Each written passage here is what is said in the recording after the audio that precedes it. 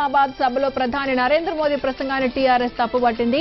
మోదీకి ఏం తెలుసని ప్రశ్నించారు అని ఎంపీ కవిత పట్టణాన్ని అద్భుత రీతిలో అభివృద్ధి చేస్తున్నామని చెప్పుకొచ్చారు. అయితే కవితకు కౌంటర్ ఇచ్చారు బీజేపీ నేత అరవింద్. చర్చకు సిద్ధమా అని సవాల్ విసిరారు.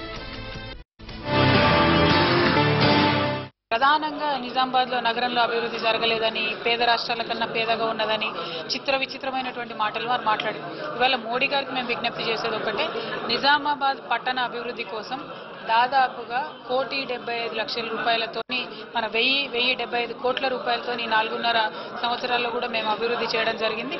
అదేవిధంగా వారు మాట్లాడినటువంటి చాలా మాటలు విని నిజంగా నవ్వొచ్చింది. ఎందుకంటే ఏవి కూడా నిజమైనటువంటి కాదు, వాస్తవమైనటువంటివి కావు.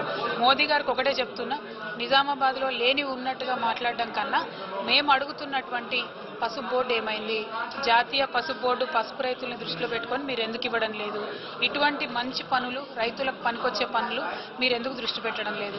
ఒక పక్క మేము టీఆర్ఎస్ as a పార్టీ నిజామాబాద్లో ప్రజాప్రతినిధులుగా మేము ఎంత పనిచేయాలో ఇక్కడ ప్రజలకు పనిచేస్తున్నాం. బట్ అటువంటి ఈక్వల్ సపోర్ట్ కేంద్రం నుంచి రావడం లేదు ఇవాళ తెలంగాణకు. అది ఎందుకు అని తెలంగాణ ప్రజలు ప్రశ్నిస్తున్నారు. ఏం పని చేసినామమ్మా? నిజామాబాద్లో రఘునాథ చెరువు కట్టేసినావా? ఎలక్ట్రిక్ పోల్లు, లైట్ పోల్లు, చౌరస్తా మీద ఉన్న సెంటర్ పోల్లు పీకినో మళ్ళీ కొత్తవి పెట్టినావు నీ కమిషన్ల కోసం, అది వేసినావా? రోడ్ డివైడర్లన్నీ ఇరగొట్టి మళ్ళా కట్టినావు మీ కమిషన్ల కోసం. దానికైనా దేనికైనా 1,100 కోట్లు చెప్పాలి. రఘునాథ్ చెరువు కట్టయితే సగం కొట్టుకపోయింది.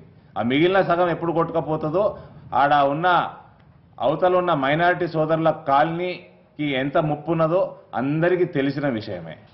నువ్వు దేనికోసం 1,100 కోట్లు నువ్వు ఖర్చు పెట్టినవు?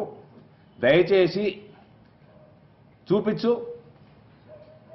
ఎవరిని పంపిస్తావు పంపి, నువ్వు వస్తావా రా, పద తిరుగుదామన్నావు కదా సిటీ అంతా, నేను రెడీ, ఎప్పుడు తిరుగుదామో చెప్పు. ఒక ప్రధానమంత్రి గారి స్థాయిలో మాట్లాడాల్సినటువంటి మాటలైతే అవి కావండి. ఒకటి, 2 రోడ్లు తవ్వినాం, రోడ్లు వేసినాం, అండర్ గ్రౌండ్ డ్రైనేజ్ పూర్తి చేసినాం, ఇంటింటికి నీళ్ళు ఇస్తున్నాం, కరెంటు వ్యవస్థ ఏదైతే ఉందో రోడ్లలో డిస్టర్బెన్స్ లేకుండా పోల్స్ అన్నింటినీ కూడా సెంటర్లో పెడుతున్నాం, టౌన్ బ్యూటిఫికేషన్ చేస్తున్నాం. డెఫినెట్గా ఇవన్నీ చేసేటప్పుడు దుమ్ము ఉంటుంది, ధూళి ఉంటుంది. నిజామాబాద్ ప్రజలకు మేము 3 సంవత్సరాలుగా ఎక్స్ప్లెయిన్ చేస్తూ వస్తున్నాం. ఎక్కడ కూడా ప్రజల కన్సెంట్ లేకుండా, ప్రజలకు చెప్పకుండా మేమేం చేయలేదు. 14 కోట్ల లీటర్ల సీవేజ్ అంటే డ్రైనేజ్ గంగా నదిలో కలవదు. 14 కోట్ల లీటర్లు అంటే మీరు అర్థం చేసుకోండి ఏ రకంగా వారణాసి డ్రైనేజ్ సిస్టమ్ ఆయన డెవలప్ చేసిండు. నువ్వు ఒక్కసారి పోయి ఆయన కాళ్ళకు దండం పెట్టి డ్రైనేజ్ సిస్టమ్ ఎట్లా చేయాలనో, వారణాసిలో పురాతనమైన పట్టణం అది, ఆ పట్టణంలోనే ఆయన ఇంత మంచిగా చేస్తే నిజామాబాద్ పట్టణం చేసుడు పెద్ద పని కాదు. నీ అహంకారం తగ్గించుకో, ఆయన దగ్గరికి పోయి క్లాసులు తీసుకో, ఆయన ఏ కన్సల్టెంట్లు పెట్టిండు చూసుకో, వాళ్ళని తీసుకురా.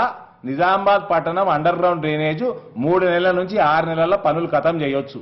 ఇక్కడ ఒక్కటండి, మొన్న సోనియా గాంధీ గారు వచ్చేమో ప్రత్యేక హోదా ఏపీకి ఇస్తామంటారు.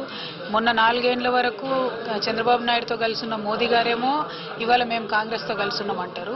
ఇప్పుడేమో చంద్రబాబు నాయుడు గారు వదిలేసి వచ్చి ఇక్కడ కాంగ్రెస్తో చేరారు. సో ఎన్ని పొలిటికల్ సినారియో చూస్తుంటే ఒక్క టీఆర్ఎస్ పార్టీని ఎదుర్కోవడానికి బీజేపీ, కాంగ్రెస్, టీడీపీ అందరు కలిపి రకరకాల ఆరోపణలు చేస్తున్నారు. కాకపోతే నేను చెప్పేది ఒకటే, టీఆర్ఎస్ పార్టీ మాత్రం తెలంగాణ ప్రజలతో కలిసి ఉంది, తెలంగాణ ప్రజలతోనే ఉంటాం. మాకు మ్యాచ్ ఫిక్సింగ్ ఎవరితోనైనా ఉందంటే, మాకు హైకమాండ్ ఎవరైనా ఉన్నారంటే అది తెలంగాణ ప్రజలు. ఈమె కట ప్రజలతోటి మ్యాచ్ ఫిక్సింగ్ ఉందట. నీకు ప్రజలతోటి మ్యాచ్ ఫిక్సింగ్ ఉంటే, మీ టీఆర్ఎస్ పార్టీకి ఉంటే, మీ నాయన రోజుకి 6 సభలు ఎందుకమ్మా?